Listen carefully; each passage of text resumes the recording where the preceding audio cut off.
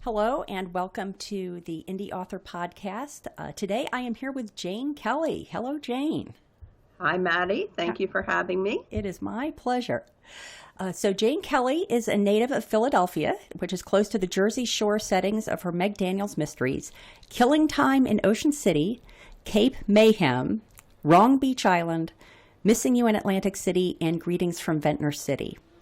Jane is also the author of the Widow Lady Mysteries and the Writing in Time Mysteries. Jane has an MS in Information Studies from Drexel University and a Master's of Philosophy in Popular Literature from Trinity College at the University of Dublin, which I'm just terribly jealous about every time I hear about that. She is the past president of the Delaware Valley chapter of Sisters in Crime, and she serves on the board of the New York chapter of Mystery Writers of America. So Jane, welcome again. Thank you. So we're going to be taking a cue from the name of one of Jane's series for our conversation today, Writing in Time, because many of the topics of Jane's books are closely tied to a specific time and an event of that time. So we want to be discussing the research Jane did on those topics and what she found when she did that research. So Jane, why don't we start out, give us a little bit of background about the books you've written that are very tied to a particular event in time. Okay, the two most recent Meg Daniels mysteries, which are set at the Jersey Shore, Missing You in Atlantic City and Greetings from Ventnor City, have as the backdrop two key events actually in Atlantic City history. Missing You in Atlantic City is set against the backdrop of the Democratic National Convention, which was held in Atlantic City in 1964. And Greetings from Ventnor City is the backdrop for that is the 1969 Miss America pageant held in September 1968, which was a pivotal moment in second wave feminism because there were protests on the boardwalk outside the pageant. So those two books are tied directly to those events, not about those events, but they serve as a backdrop. The others are in the Writing in Time series. I have one that's tied to the 1964 Philly swoon, September swoon, when they blew the pennant, and people gasp when I mention that still, and that's set against that backdrop and has a parallel between the events of that and the events in the crime. And the other one is Pretender, which is set against the backdrop of the press coverage, really, of Grace Kelly's wedding, which was a big deal for Philadelphia. So those two, the Writing in Time, are Philadelphia-based, and the other two are Jersey Shore-based. And are those all your home bases, the Philadelphia and the Jersey Shore? Right. I grew up in Philadelphia, and every single year, I'm sure I've been to the Jersey Shore. When I lived in different places, sometimes it was only for a day, but sometimes it was for a month, but I always got there every year, and that's a lot of years. So when you were writing these books, do you pick do you know the event first and then you write a story around it, or do you know the larger story first and then you find an event that ties in with it? I know the event first because those, for example, the Atlantic City books, the one which the victim or the missing person comes from Ventnor, which you can walk from Ventnor to Atlantic City. They were two really big events for Atlantic City in the 60s, and that's why I picked them. And I love writing about that era, and I was happy that I was interested in those two events, so I picked those events first. And what built a story that matched. What particularly about that era appeals to you? I love things, especially from the early 60s, and Missing You in Atlantic City set in 1964. I always liken it to, a family, the family in the book, standing on the beach, posing for a picture with the ocean behind them, not knowing that this huge tidal wave of social change is about to wipe them away and change everything. And that's what I really like at the years 62 to 64, because basically everything started to change then. Social change was just phenomenal and moving at a very quick rate. It's a very different 60s in 1968 when I set Greetings from Ventnor City. That's a very, very different time. Most people are still adjusting, but a much larger part of the population has moved on into a whole new, I don't know what to call it, a whole new era. it's like the 50s lasted till about 64, and then the 60s, as people think of the 60s, really started then. And by 68, a large part of the population is living in the 60s and having conflict with the people who are still living in the 50s. So, how much of that background were you able to glean from either your own experience or what you heard, your parents or, other adults of that time talking about? And how much did you have to research in order to get that perspective that you just described? Well, I should have been able to get all of it from my own personal experience. I like to write about people who are a little older than I am because I think it's easier. When you're a kid, you're observing everything. You're not part of it. You're observing it. You haven't taken a side. You don't have a position.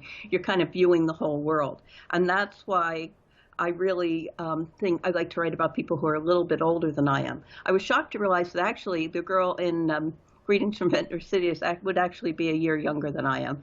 And I didn't piece that together. I knew it when I was writing it, I guess. But lately when I went back to look through it, I thought, no, we are the same age. But you still have to do a lot of research because, number one, you have to test your memory. Mm-hmm. I have someone who swears that at the 68 protests on the boardwalk, she saw people burning bras. Nothing was burned, but it's such part of the media and the legend, and was the term bra burner was spawned from that. I think it was the Atlantic City Press coverage of that event. That you really have to go back and test all that and research and see if it's all true. Plus, there's all the little things that you have to check up on. What I like to have, really know what the character was living with, the music, the movies, the culture, everything, how they would be dressed, what the dress meant. Because it meant a lot in that era how you were dressed. You could tell people and their beliefs by the way they were dressed when they arrived. So it was there's a lot of research that goes into it. How do you go about confirming something not happening, like that the bra burning really didn't happen? That's the hardest part, something like that, because I had an eyewitness who swore it did happen. Yeah. But there are diaries that were written by women who were there, and they stated, when they were published, they stated that, especially 50-year anniversary came around, there was a lot of publications that covered the anniversary of the protest, and a lot of the people who had been there said nothing was ever burned. And it was burned because they were never burned because they were such polite protesters, they couldn't get a permit. And they were such obedient protesters that they did not burn anything on a wooden boardwalk. I mean, that made sense. They weren't going to violate that. But it got all confused with the burning of draft cards. Oh, okay. The concept of protest and burning were together. But they actually never burned anything. But they did throw lots of items into the Freedom trash can, including bras and cleaning equipment and beauty equipment and everything that were the stereotypical accoutrements of femininity in 1968. So a lot of the people who are listening to this are going to be authors themselves. And I know that they'd be interested in finding out what resources you used in order to find this information. I always start with the local newspapers. Mm-hmm. I go back and I read the local newspapers where the event happened. And I do that for a couple of reasons. Number one, just to get the facts of what was going on, to see the attitude in the press of what was going on. And that was quite telling in terms of 1968's protests. The women weren't really taken seriously by the press. And so that's important. The actual events are important. And in newspapers, you see the whole world. You see the movies that are out, the other events of the day, housing prices, what people are liking. It's just they're such a treasure. I hate to see them go away because they just have everything there for you in one place. They're just amazing. So I always start there. Mm-hmm. And then that gives me, different things I want to read more about. And then you can find anything on YouTube, basically. So I could watch the protests on YouTube. I could find interviews on YouTube that people did. And so it really, you can do a lot online, but I also go out and do a lot of drive around research. Mm-hmm. And I think you do too. When you set something in a place, you go somewhere and I'm looking at a place years later, so I can't take everything as it is. But I like to make sure that if I say something's in a place, and I don't always use actual places because if something bad's going to happen, I don't want it necessarily happening in somebody's house when they're, you know, where they now live. Yep. So I kind of hedge on something.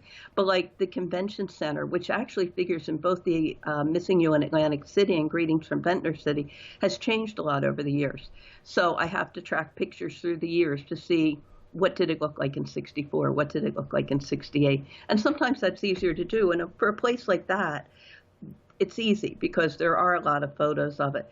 But when you're just looking for a corner, I said in the Pretender, writing in time mystery, I set an event at a place that I remember very clearly, and it's not there anymore.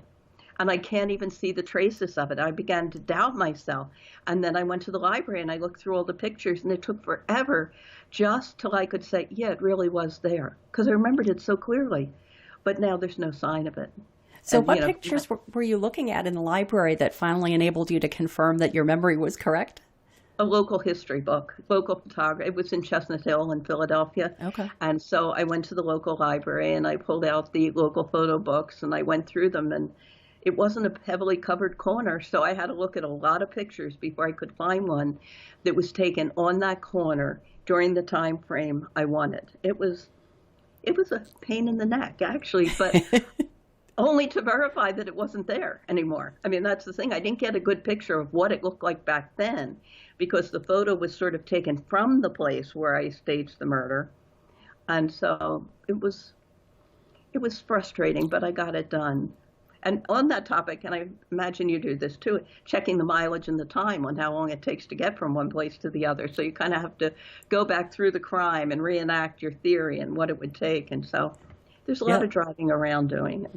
I did do that for The Sense of Death. I got out my timer and I drove the route that the killer would take to try to dispose of the body and made my own trip to the shore in the process of doing that. But it is fun to be able to kind of step into the shoes of your character and act out what you're having them do. And check out when the speed limits change at the shore, because they're not the same all year. So you have to keep an eye on that type of thing and what the speed limits were back then. It's amazing, though, that you can find it out. It's just shocking what you can find out. So, because there's someone out there who knows. There's one person out there who knows. How would you possibly research the speed limit questions?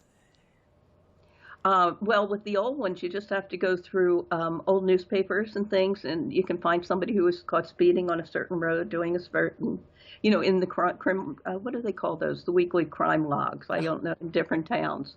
So, and sometimes you just talk to people and they say it's always been that way.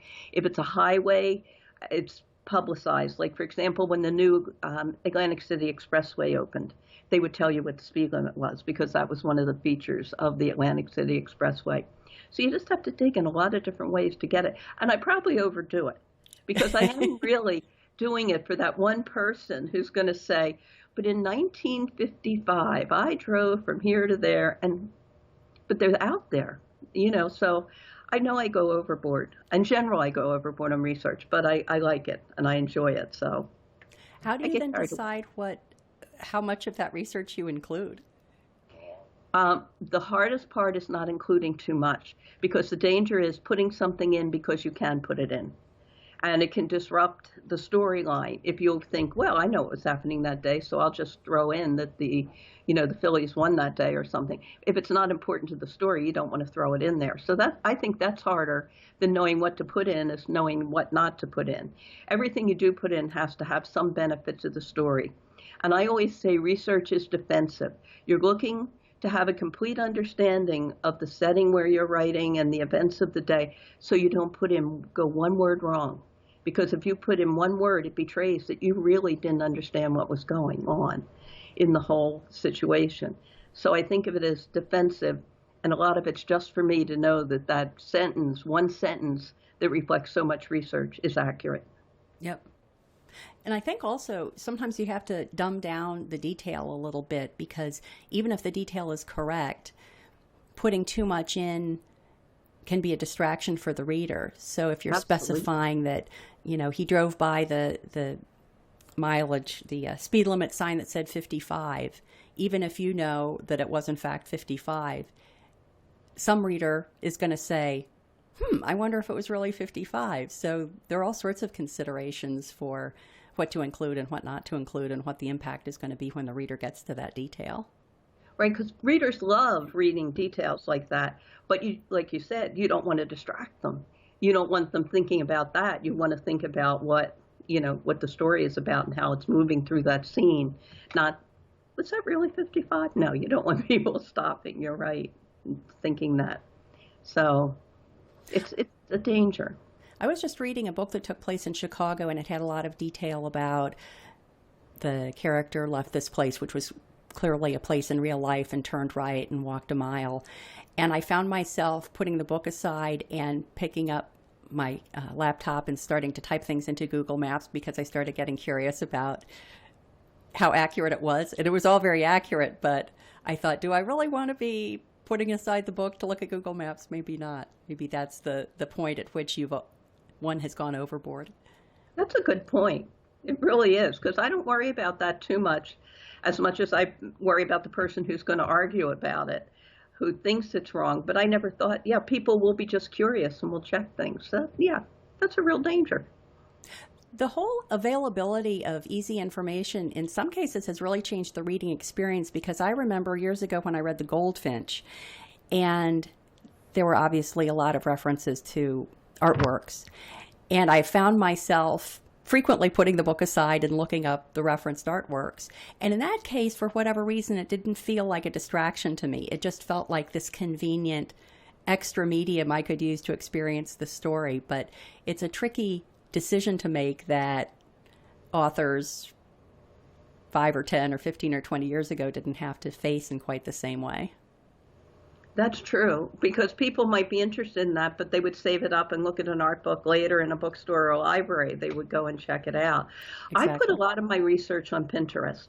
I have a Pinterest page, which is Jane Kelly 80, and I have a page for every book. And I put a lot of the research I did there, or just things that might be interested. So if somebody's curious about what does Ventnor really look like, they can go take a drone tour of Ventnor on the Pinterest page. But I hope they don't do it in the middle of the book. That's a great idea. And you said it's Jane Kelly 80? 80. Okay. Yeah. And so there's one for every book there. That's a great tip, because I know a lot of fiction authors are a little bit perplexed about how they could use Pinterest, and that's a great tip for how to tie in a visual aspect with a fictional story. And I also I'll have, I don't know what they call them on Pinterest, but I guess, what do they call things on Pinterest? Anyway, subcategories. And I'll have a soundtrack for the time period. Oh, great. Of songs I think the person would like. And just, what was going on. Like the one about baseball, I'll have everything about 64 Phillies in there. The one about Grace Kelly's wedding, I'll have a lot of things about Grace Kelly in there so people can research it. But it's fun. It's fun to do. And trouble is, I don't update. Once a book's finished, I don't update it that often. So every once in a while, I go back and see if there's anything new coming in. And luckily, there's never yet been anything that, what's the word I'm looking for? Kind of renders what I've done incorrect. There's a better word for that. You're an editor. You should turn that into the better. Well, I just faced the situation with the manuscript I just finished, where it takes place in Maine, on Mount Desert Island, where Acadia National Park and Bar Harbor are, both areas I'm very familiar with. And for anyone who's gone to Acadia and gone to Bass Harbor Headlight, I have a scene that's set at Bass Harbor Headlight, and there's a stairway that leads from the parking lot down to the rocks, from which people take that canonical picture of Bass Harbor Headlight that you'll see in any travel log of Maine. And when I first wrote the story, it was, had been several months since my husband and I had been there, and I described the woman trying to get up the stairs after an event at the bottom of the stairs, and she was sort of pushing herself up the stairs with hands on either railing, because the railings were quite close together.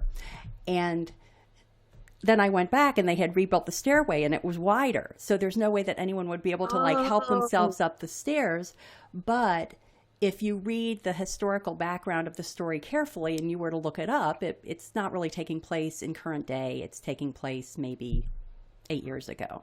And so at the time, that description would be accurate, but if somebody saw it now, it would not be accurate. And then I had this dilemma of, do I reflect it as it would have been at this unmentioned time in the near past, or do I render it as it would be if someone saw it now? And I finally figured I'd stick with with how it is now, because that ended up just being a level of historical accuracy that I wasn't concerned about, because the exact time of the story was not as key as it is for the stories that you're discussing and the events you're using for your background. And that wouldn't invite questions, whereas even though using the older one might have been more accurate, it would have solicited questions. Exactly. Possibly. I was just there, and you could never do that on those stairs. Right. All those inevitable complaints.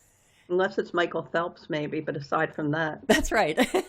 Not going to work, So what is the earliest event that you've used as a topic of your books?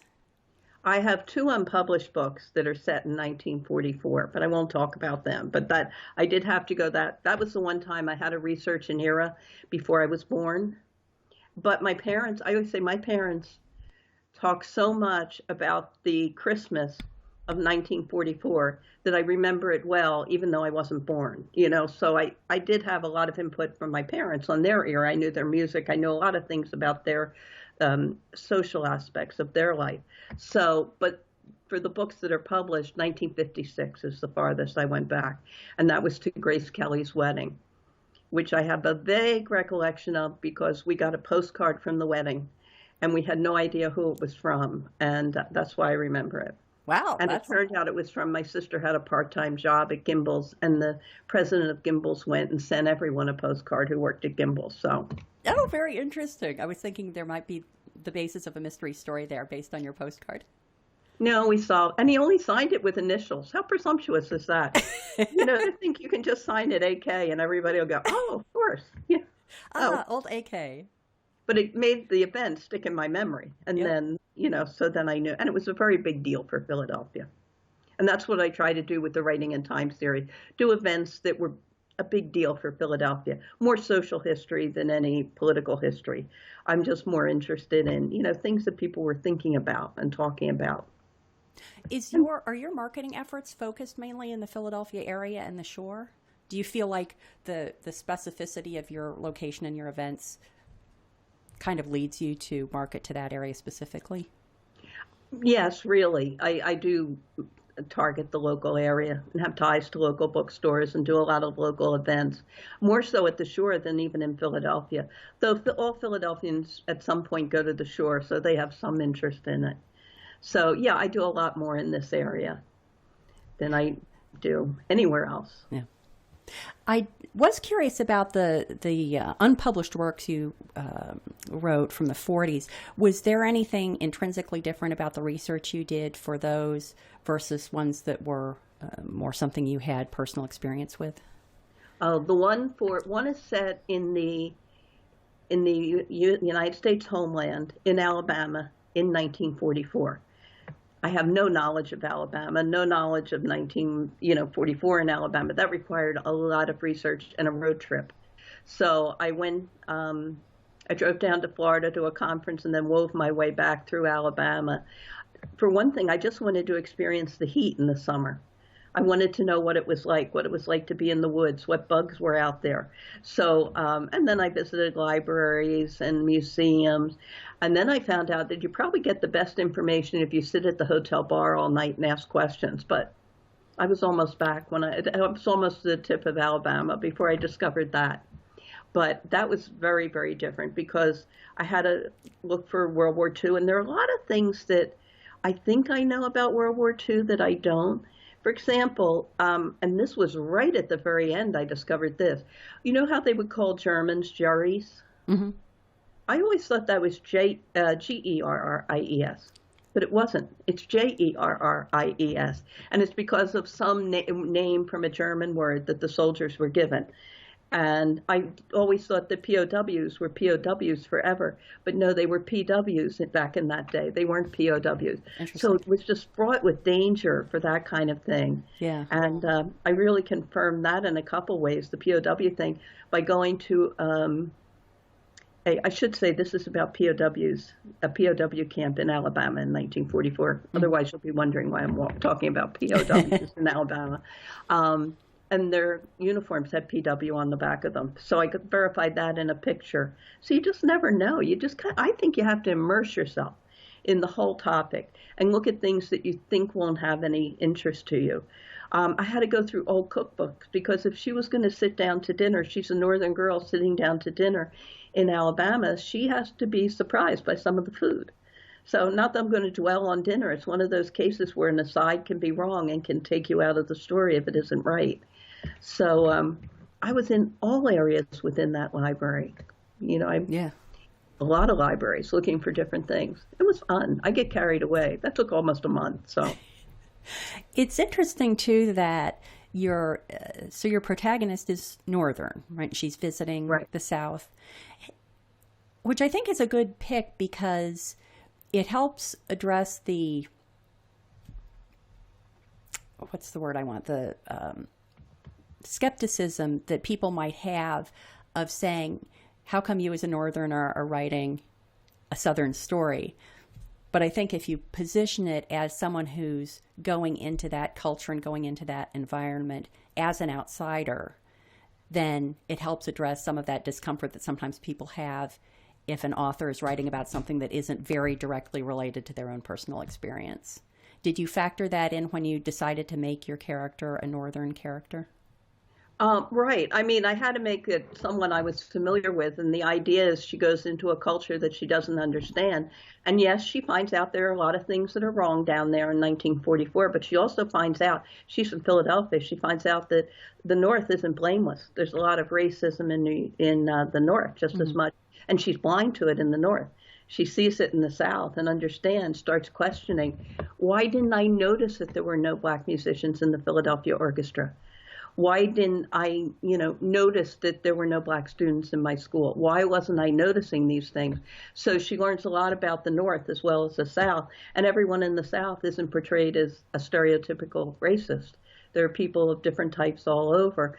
And the other thing that's important to me is it's not like a white savior story. She doesn't go to the South and, save anybody. She just learns that all she can do is really change who she is and the way she lives. So it's if it's ever published, well, you could read it if it isn't published. I know. It's a fabulous story. I know you and I have talked about it before, and I'm anxious for that day when not only I but others can read it as well.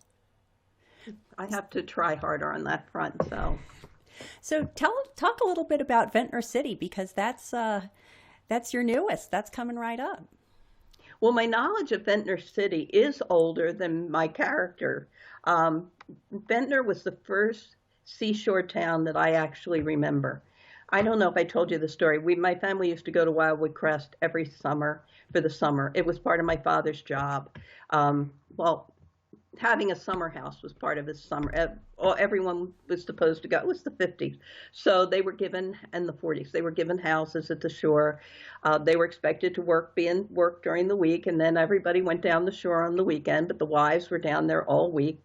And my mother hated it. She really hated it. So your dad's business provided him with a house at the shore?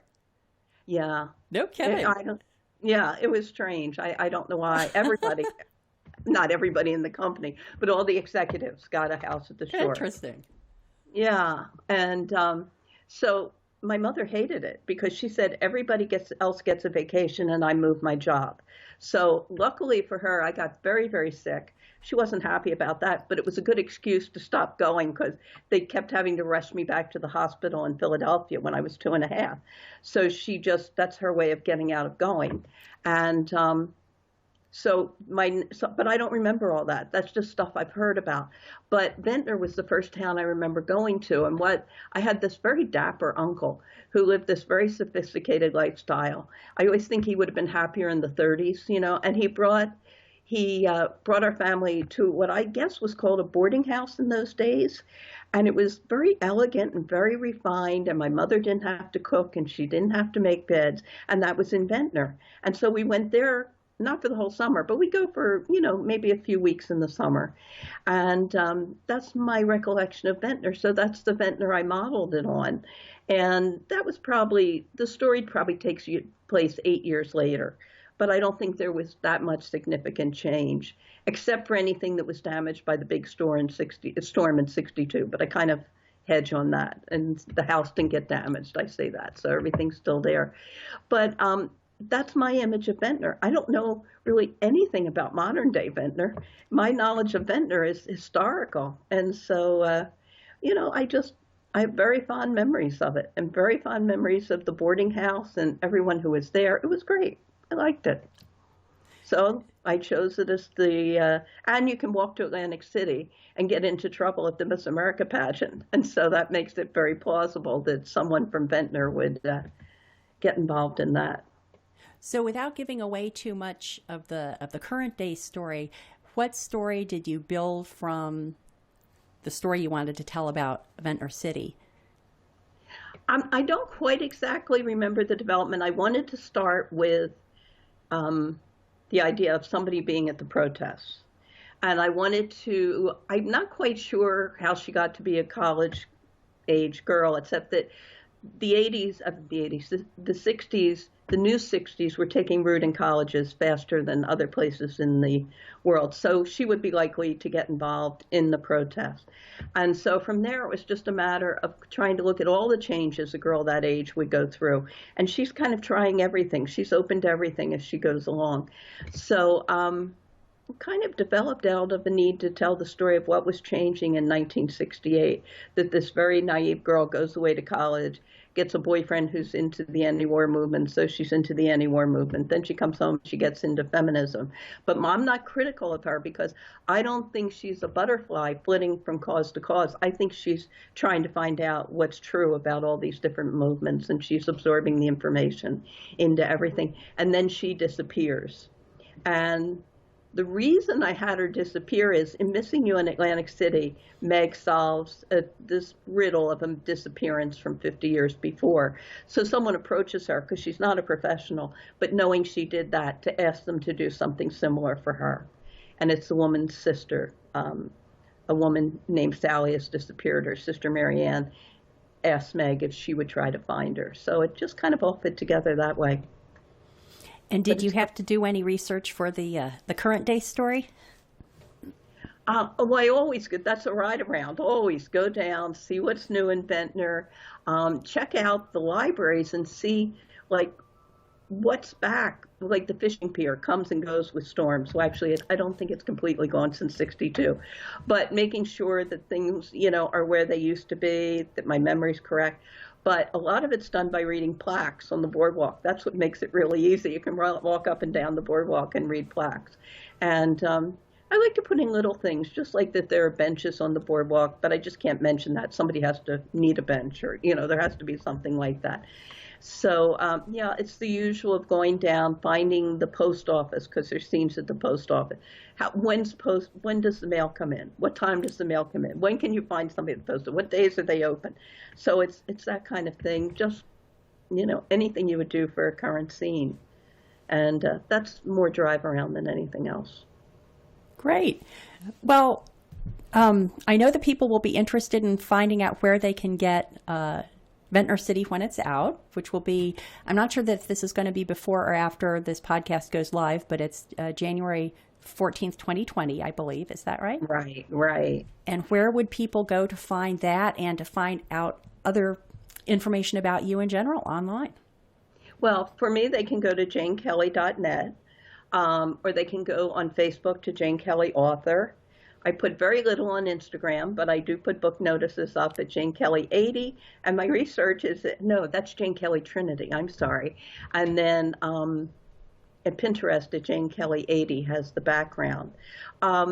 since this is for authors, I will mention that I would have had an easier time. I could have just said it'll be available where books are sold, wherever books are sold. But the disruption in Baker and Taylor, my publisher uses Baker and Taylor as a distributor. Mm-hmm. Baker and Taylor stopped doing retail distribution. They still do libraries. And my publisher does a lot of work with them with libraries. So I don't know who will be distributing it to bookstores. So at this point, I'm just trying to find bookstores that I know would be interested in having it. And my publisher does the same. But it makes it a little tricky. So that's one of those vagaries of the publishing world that authors should be aware of, that this is the second time a distributor has gone away. After, I can't remember which, after one of the first books I wrote that do not have, maybe Long Beach Island, something like that, there had been a New Jersey distributor who went out of business or closed his business for some reason. So it is a business, and it's tricky. Yeah, it's a business that's changing all the time, as every month in the publishing world proves. And I guess that the change at Baker and Taylor just leaves Ingram as the main big name distributor of print copy books to bookstores. And a lot of independent authors use Ingram, don't they? Yes, there's Ingram Spark is the outlet for independent authors, which ties into the Ingram catalog. So indie authors who want to get their books available in a way that's appealing for bookstores to acquire would put them up on Ingram. Yeah, I don't know if Ingram, because my publisher still uses Baker and Taylor for libraries, and this is just one imprint that they have. They do a lot of professional publishing, which doesn't really go into bookstores. I don't know if they're willing to change, so I really don't know what's going to happen. It'll be an interesting topic to check back in on over the months to see how that evolves, because you hope that the publishers who had exclusively been using Baker and Taylor won't sort of hold their authors hostage to not being able to get to the bookstores. Yeah, I don't know what's going to happen. So I know there are some bookstores like Sunrose in Ocean City. People can always go there and get it. Okay. I'm hoping that, maybe, I can't think of the name of Cloak and Dagger in Princeton. Yep. Maybe they will cover it, but that's two bookstores that I know of out of, and it used to be in so many, so I'll have to find out. I guess it just takes more personal work by both the publisher and the author when those kinds of changes happen, and you have to step up to filling the gap that otherwise would have been a more seamless process. And I know my publisher's working on it. He updates me. He's great that way. But no results yet, so I don't have anything to tell you yet about what's happening. Okay. Well, as time goes on, let me know if there are changes to where people should go for your books. I can post that in the comments of the podcast so that people can find you even in the future. Yeah, because they're always available online through Barnes & Noble and Amazon, and then through Kobo also. So, there's online venues, but don't know so much about going in and picking it up and looking at it. I have to find out about that. Okay. Well, congratulations on the launch of yet another book, Jane, and thank you so much for sharing your information about writing in time and research. I think it's going to be a helpful background to the listeners. Thank you very much. Thanks for the invitation. It's been fun.